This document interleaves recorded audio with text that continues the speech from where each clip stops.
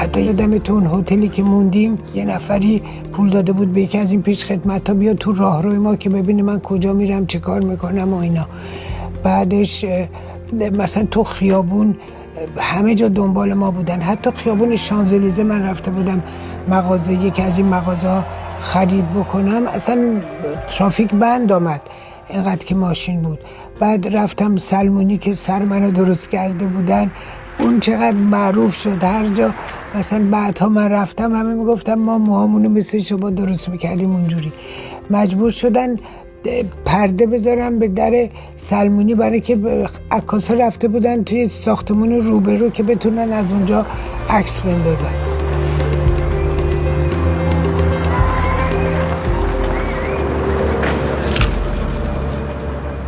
روزای مختلفی بود که لباس عروسی اون موقع ایف سن لوران که با دیور کار میکرد که لباس قشنگی هم واقعا درست کرد. البته خودم هم نظر میدادم که چه چیزایی بهم میاد و یادم بعدها خیاطای پاریسی بعضیاشون یه نخ آبی تو پایین لباس عروسی من دوخته بودن به امید این که من صاحب پسر بشم.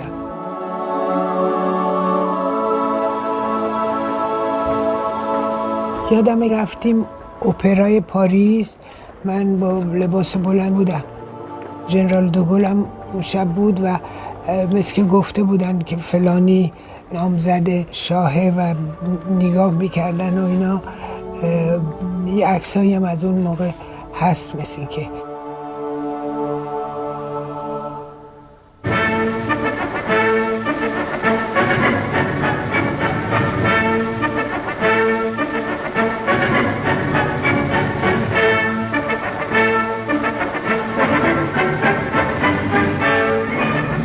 دوشیزه فرح دیبا به تهران که در عین سادگی سرشار از لطف و زیبایی بود، سرآغاز فصلی است پر از سرور و نشاط.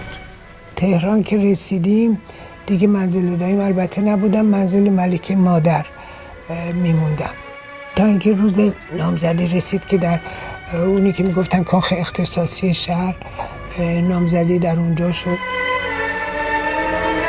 روز دوشنبه اول آذر ماه 1338 مراسم جشن فرخنده نامزدی شاهنشاه، مظهر قومیت و استقلال ملت کهنسال ایران، در کاخ مرمر با کمال صفا و سادگی و در عین حال لطف و زیبایی انجام گرفت.